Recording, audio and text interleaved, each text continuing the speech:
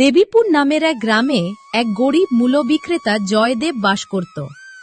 সে তার মেয়ে পূজার সাথে থাকত, যে কিনা বেশিরভাগ সময় অসুস্থ থাকত। পূজার মা নেই। পূজা খুব ছোট থাকতেই তার মা মারা যান। ছোট থেকেই সে তার বাবা জয়দেবের কাছে মানুষ হয়েছে। জয়দেবের কাছে একটা ছোট্ট জমি ছিল, যেখানে সে মূলো চাষ করত।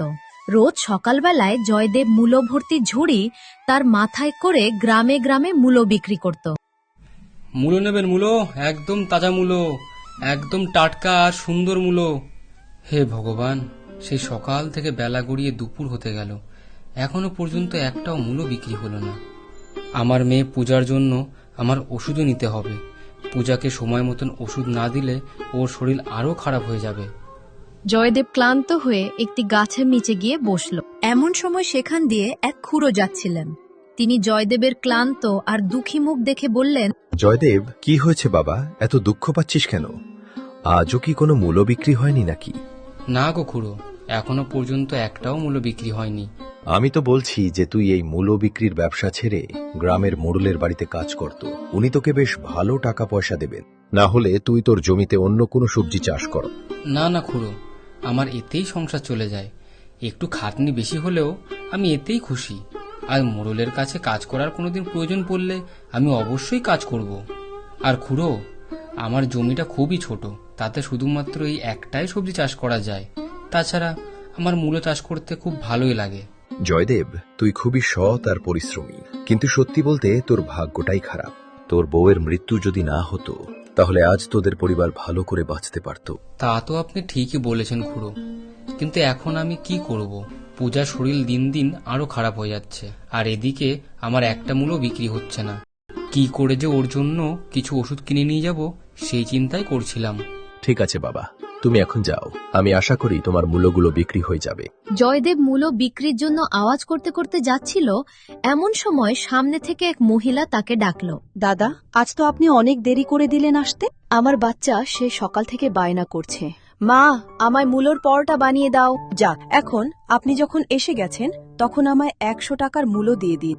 ঠিক আছে বোন, আমি তোমাকে এক্ষুনি 100 টাকার মূল্য দিচ্ছি। জয়দেব সেই মহিলাকে 100 টাকার মূল্য দিয়ে সেখান থেকে চলে গেল। এইভাবে জয়দেব বাড়ি বাড়ি গিয়ে আরো কিছু মূল্য বিক্রি করে ফেলল। যাক, মূল্য তো আজ অনেকগুলো বিক্রি হয়ে গেছে, আর টাকাও হাতে কিছু এসেছে। এখন আমি চটপট গিয়ে পূজার জন্য ওষুধ কিনে নিয়ে আসি। আমার সোনার টুকরো মেয়েটা কাল খেয়েও ওষুধ খেতে পারেনি। এরপর জয়দেব পূজার জন্য ওষুধ কিনে নিয়ে বাড়িতে পৌঁছালো। বাড়িতে পৌঁছে সে দেখল তার মেয়ে খাটে খুবই দুঃখিত হয়ে বসেছিল। তার মুখ দেখে এটা স্পষ্ট বোঝা যাচ্ছিল যে সে খুবই কষ্টে আছে। দেখ পূজা মা, আমি ওষুধ নিয়ে এসেছি, ওষুধটা খেয়ে ফেল, দেখবি তোর খুব আরাম লাগবে। বাবা, তুমি তো জানো যে আমার শরীরটা কতটা খারাপ। আমার মাথা প্রচন্ড ব্যথা করছে। তুই চিন্তা করিস না মা, তুই শুধু ওষুধটা খা আর একটু আরাম কর। এই ওষুধটা খুব তাড়াতাড়ি কাজ করে, দেখবি খাওয়া মাত্রই তো সব ব্যথা সেরে যাবে। পূজা জয়দেবের কথা মতন ওষুধটা খেয়ে নিল। কিছুক্ষণ তারা দুজনে খাটের ওপর চুপচাপ বসে রইল। মা পূজা, কাল থেকে প্রতিদিন আমি তোকে এই ওষুধটা এনে দেব। তুই শুধু সুস্থ থাকিস, এটাই আমার ইচ্ছা। বাবা, তুমি যে আমাকে সব থেকে বেশি ভালোবাসো তা আমি জানি। এইভাবে কথা বলতে বলতে পূজা ঘুমিয়ে পড়ে। খানিক পর জয়দেবও মাটিতে বিছানা পেতে ঘুমিয়ে পড়ে। রোজ সকালে জয়দেব মাঠে যেত। ঝুড়ি ভরে মূলো তুলে সেগুলিকে গ্রামে গ্রামে বিক্রি করে দিত। এইভাবেই তাদের দিন কাটছিল। কিন্তু হঠাৎ একদিন যখন জয়দেব গ্রামে মূলো বিক্রি করছিল, ঠিক এমন সময় এক রাখাল তার জমির পাশ দিয়ে কতগুলো গরু আর ছাগল নিয়ে যাচ্ছিল। এমন সময় তাদের চোখে মূলো পড়ল, আর সব গরু ছাগল মিলে দৌড়ে দৌড়ে জমিতে ঢুকে সব মূলো খেতে আরম্ভ করলো। হায় রে হায়, এ তো মনে হচ্ছে এরা আজকে এই জমির সব মূল্য খেয়ে ফেলবে। ওরে, তোরা এমনটা করিস না রে। রাখাল অনেক চেষ্টা করলেও সে কিছুতেই তাদেরকে থামাতে পারে না। গরু আর ছাগল মিলে জয়দেবের সব মূলো খেয়ে ফেলে। যা, এ তো সব মূল্য খেয়ে ফেললো। দেখি তো আশেপাশে কেউ নেই তো। যাক বাবা, আশেপাশে তো কেউই নেই। যাক, ভালোই হলো। এখন তাহলে এখান থেকে কেটে পড়ি, না হলে আবার ক্ষতিপূরণ দিতে হবে। রাখাল সেখান থেকে তার গরু আর ছাগল নিয়ে চলে গেল। জয়দেবের একমাত্র ইনকামের সন্ধানই ছিল মূলো বিক্রি করা, যেটা কিনা এখন সম্পূর্ণ নষ্ট হয়ে গিয়েছিল। কিন্তু জয়দেব এই ব্যাপারে কিছুই জানত না।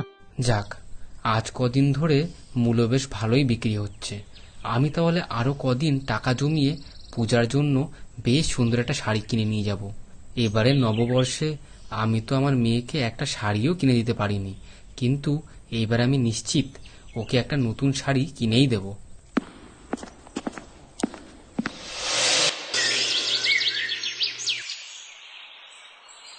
পরের দিন সকালে জয়দেব যখনই তার ঝুড়ি হাতে জমিতে মূলো তুলতে পৌঁছালো, তখন তার জমির অবস্থা দেখে তার মন পুরো ভেঙে গেল। হায় হায় হায়, এ কি সর্বনাশ হলো আমার! আমার সব মূল্য এক রাত্রে কে নিয়ে গেল? আমার কাছে তো উপার্জন করার মতন এই একটাই জিনিস ছিল, এখন আমি কি করব? জয়দেব খুবই চিন্তায় পড়ে গেল। সে টাকা ইনকাম না করতে পারলে তার মেয়ের কি হবে, এটা ভাবতে ভাবতেই তার চোখে জল চলে এলো। সে দুঃখে বাড়ি চলে এলো। বাড়ি এসে নিজের মেয়ের পাশে বসে পড়ল। কি হলো বাবা, আজ তুমি মূলো বিক্রি করতে গেলে না? সবকিছু ঠিক আছে তো? তোমার শরীর খারাপ করেনি তো? শরীর তো ঠিক আছে রে মা, কিন্তু আমার কপালটাই যে খারাপ। আজ সকালে জমিতে গিয়ে দেখি আমার পুরো মাঠ ফাঁকা, কেউ আমার সব মূলো খেয়ে ফেলেছে। আমি আশেপাশের সব লোকেদের এই বিষয়ে জিজ্ঞাসা করেছি, কিন্তু কেউই এই ব্যাপারে জানেন না। এখন আমি কি করব সেটাই বুঝতে পারছি না। আবার যদি জমিতে মূলো চাষ করি তাহলে 3 থেকে 4 মাস সময় লেগে যাবে। বাবা, তুমি এত চিন্তা করো না। প্রথমেই আমি অসুস্থ, এখন তুমিও যদি এত চিন্তা করো তাহলে তোমার শরীর খারাপ করবে। কিন্তু মা পূজা, এই 3 থেকে 4 মাস আমরা কিভাবে কাটাবো, কিভাবে সংসার চালাবো? বাবা, যতদিন পর্যন্ত না মূলো চাষ সম্পূর্ণ হচ্ছে ততদিন তুমি গ্রামে কোনো কাজের খোঁজ করে সেই কাজই করতে থাকো। হ্যাঁ রে মা, তুই তো ঠিক কথাই বলেছিস। আমি আজই মোড়লবাবুর বাড়িতে কাজের সন্ধানে যাব। আমি নিশ্চিত সেখানে গেলে আমি কোনো না কোনো কাজ অবশ্যই পাবো। জয়দেব চাপে পড়ে গ্রামের মোড়ল রঘুনাথ চ্যাটার্জির বাড়িতে কাজ চাইতে আসে। মোড়লবাবু, আমি আপনার কাছে কাজের সন্ধানে এসেছি। আপনি আমাকে যে কোনো কাজ দিয়ে দিন, আমি মন দিয়ে কাজ করব, আর আপনাকে কোনো নালিশের সুযোগই দেব না। কিন্তু জয়দেব, তুমি তো মূলো বিক্রি করতে, তাহলে আজ আবার আমার কাছে কাজ চাইতে এসেছো? তোমার মূলোর আবার কি হলো? জয়দেব তার সব কষ্টের কথা মোড়লবাবুকে বলল। হ্যাঁ রে জয়দেব, তোর ভাগ্যটা সত্যিই খুবই খারাপ। এখন 3 দিন আগেই আমার একজন চাকরের দরকার ছিল, কিন্তু কালই একজন এসে সেই কাজটা নিয়ে নিল। আপাতত আমার কাছে আর কোনো কাজ নেই, কিন্তু পরে যদি কোনো দিন আমার কাছে কাজ থাকে তাহলে তোকে ডেকে পাঠাবো খুনি। মোড়লবাবু, আমি আপনার কাছে অনেক আশা নিয়ে এসেছি। আপনি আমাকে যে কোনো ছোটখাটো কাজ দিলেও চলবে। আরে জয়দেব, এখন আর কোনো কাজ নেই, বললাম তো তোকে। এখন যা, পরে কাজ থাকলে বলবো খুনি। জয়দেব দুঃখের সাথে সেখান থেকে চলে গেল। জয়দেব গ্রামের বাকিদের কাছেও কাজ চাইতে যায়, কিন্তু কেউই তাকে একটা কাজও দেয় না। হে ওপরওয়ালা, আজ আমার একটা কাজ খুঁজতেই হবে। আমার মেয়ের ওষুধ শেষ হয়ে গেছে, ওর জন্য ওষুধ কিনতেই হবে। ওষুধ না খেলে তার শরীর অনেক খারাপ হয়ে যায়। না না, আমার যে করেই হোক আজ একটা কাজ জোগাড় করতেই হবে। এরপর জয়দেব গ্রামের বাড়ি বাড়ি গিয়ে কাজের সন্ধান করতে থাকে।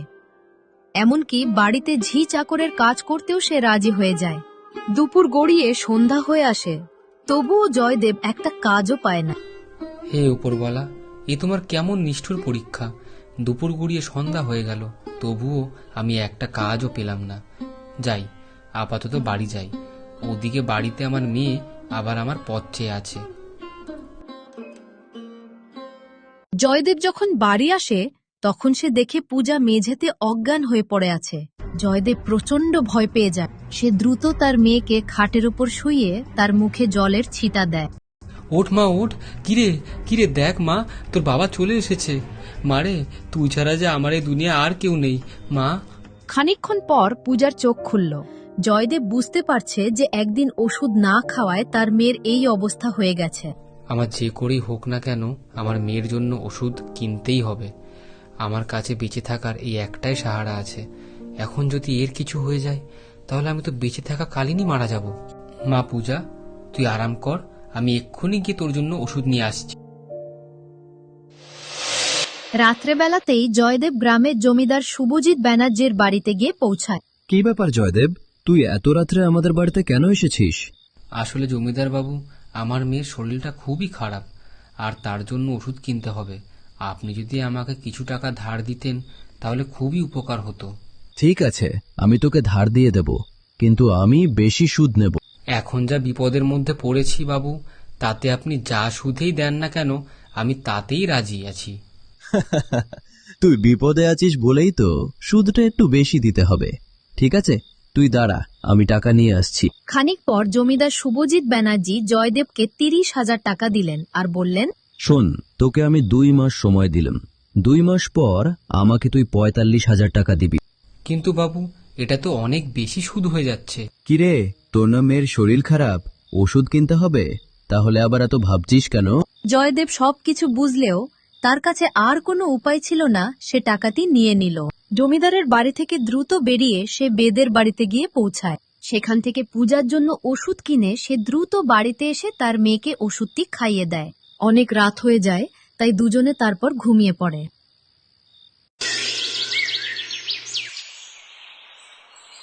পরের দিন সকালে জয়দেব মাঠে কাজ করতে লাগলো। এইবার আমি বেশি করে মূলো চাষ করব, আর মূলোগুলো সব বেচে জমিদারের সব টাকা শোধ করে দেব। জয়দেব দিনরাত মাঠে অনেক পরিশ্রম করছিল, কিন্তু তবুও জমিতে ফসল ফল ছিল না। কেমন যেন কেউ জমিতে জাদু করে দিয়েছে। বাবা, কি হয়েছে? আজকাল তোমাকে অনেক চিন্তিত মনে হচ্ছে। মা, 2 মাস শেষ হতেই গেল, কিন্তু তবুও আমাদের জমিতে মূলো গাছই হচ্ছে না। আর তার উপরে এই 2 মাসে আমি আর অন্য কোনো কাজই পাইনি। বাবা, বিষয়টা তো চিন্তার, কিন্তু তুমি ওপর ওয়ালার ওপর ভরসা রাখো, দেখবে সব ঠিক হয়ে যাবে। কাউকে কোনো ভালো জিনিস দেওয়ার আগে উপরওয়ালা তাকে পরীক্ষা করে দেখেন। পূজা মারে, জানি না এই ওপরওয়ালা আর কত আমাদের পরীক্ষা নেবেন। যার ভয় ছিল সেটাই হলো। পরের দিন সকালে জমিদার শুভজিৎ ও তার দুজন সঙ্গী জয়দেবদের বাড়িতে আসে টাকাগুলো নিতে। জয়দেব, ওই জয়দেব, কোথায় লুকিয়ে আছিস? বেরিয়ে আয়।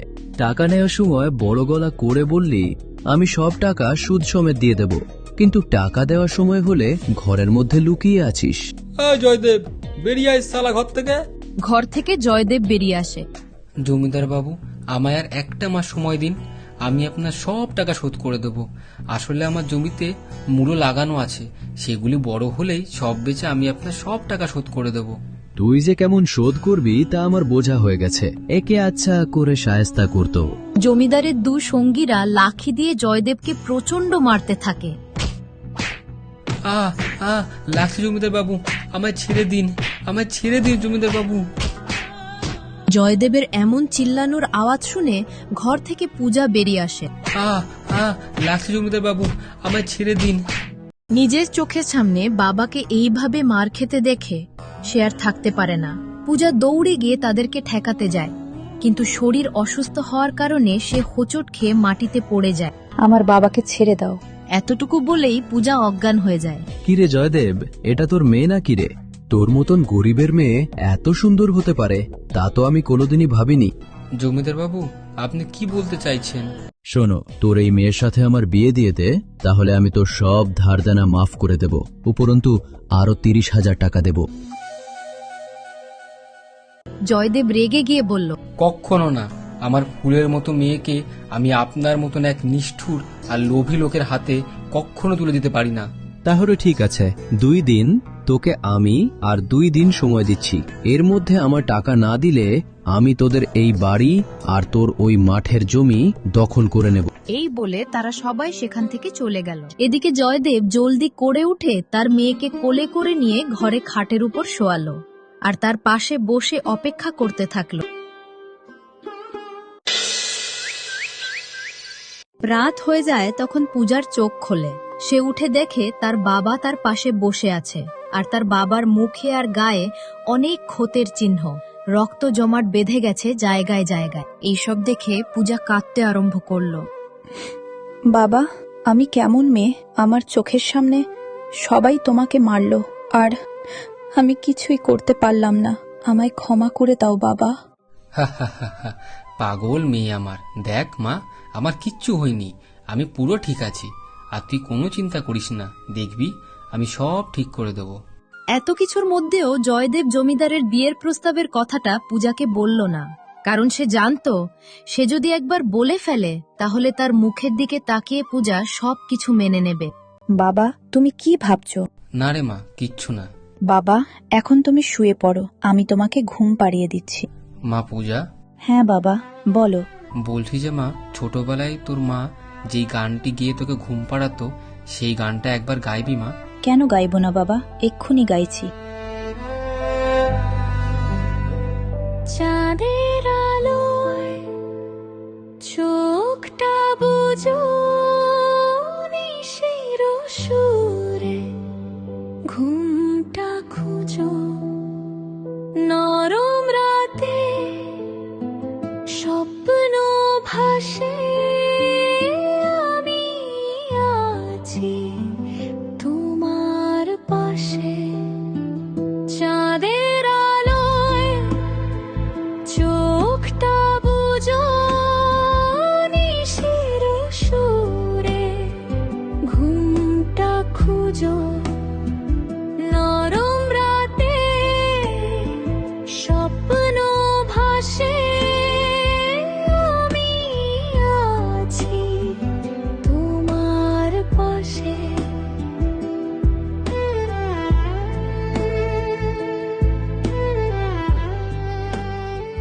পরের দিন সকালে জয়দেব জমির পাশে এক গাছের নিচে বসে চিন্তা করছিল। এমন সময় সেখানে এক সাধু বাবা আসলেন। বাবা, তুমি কি এই বৃদ্ধ সাধুকে কিছু সাহায্য করবে? অবশ্যই সাধু বাবা, এই নিন। জয়দেব সেই সাধু বাবাকে কিছু টাকা দিল। কিন্তু বাবা, তোমাকে দেখে তো আমার খুবই দুরবস্থা বলে মনে হচ্ছে। না না সাধু বাবা, আমার তো সর্বস্ব এমনিতেই কাল চলে যাবে, তাও এমন খারাপ সময়েও আমি আপনাকে কিছু সাহায্য করতে পারলাম, এটাই আমার জন্য সৌভাগ্য। সাধু বাবাটি জয়দেবের জমির সামনে গিয়ে হাতে একটু জল নিয়ে মন্ত্র পড়ে সেটিকে জমিতে ছড়িয়ে দিলেন। এরপর তিনি সেখান থেকে চলে গেলেন। জয়দেব গাছের নিচে বসে চিন্তা করতে করতে ঘুমিয়ে পড়ল। খানিক পর যখন জয়দেবের ঘুম ভাঙে, তখন সে দেখে তার জমিতে এক বিরাট মূলোর গাছ হয়েছে, আর তাতে একটি বড় সোনালী রঙের মূল ঝুলছে।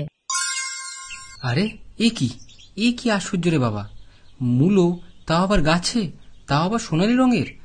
দেখে তো মনে হচ্ছে সোনার মূলো। যাই, এখান থেকে একটা মূলো ছিঁড়ে নিয়ে শ্যাকরার দোকানে গিয়ে দেখিয়ে আসি।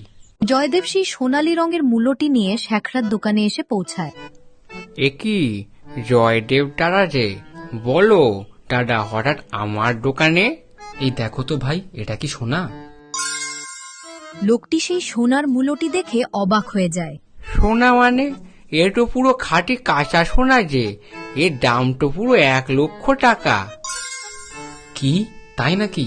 তাহলে তুমি এটি রেখে আমাকে 1,00,000 টাকা দিয়ে দাও। এরপর জয়দেব ব্যাগে করে সেই টাকাগুলি নিয়ে বাড়ি চলে আসে। আসার পথে সে অনেকগুলো দামি জামা, পূজার জন্য ওষুধ আর ভালো ভালো খাবার নিয়ে আসে। একি বাবা, এত দামি দামি জামা, কাপড়, খাবার তুমি কোথায় পেলে? এসব ওপরওয়ালার দান রে মা, ওপরওয়ালার দান। তুই খাবারগুলো খা, আমি জমিদারের টাকাগুলো দিয়ে আসি। এরপর জয়দেব জমিদারের বাড়িতে গিয়ে 45,000 টাকা দিয়ে চলে আসে। এসব দেখে জমিদারও অবাক হয়ে যায়। কি ব্যাপার বলতো, এই ভিখারিটা 2 দিনের মধ্যে এত টাকা জোগাড় করলো কিভাবে? ব্যাপারটা আমার একটু দেখতে হচ্ছে তো। পরের দিন সকালে জয়দেব যখন তার মাঠের দিকে যাচ্ছিল, তখন জমিদার সুরজিৎ বাবু তার পিছু করছিল। খানিক পর যখন জয়দেব তার মাঠের সেই মূলো গাছ থেকে একটি মূলো ছিঁড়ে বাড়ির দিকে যেতে লাগলো, অমনি জমিদার তার সামনে চলে আসে। আচ্ছা, তাহলে এটাই হলো তোর রাতারাতি বড় লোক হয়ে যাওয়ার রহস্য?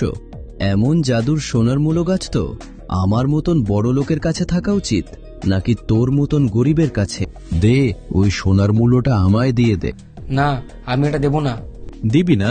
ঠিক আছে, আমি নিজেই। তাহলে এই গাছগোড়া থেকে উপরে নিজের সাথে বাড়িতে নিয়ে যাব।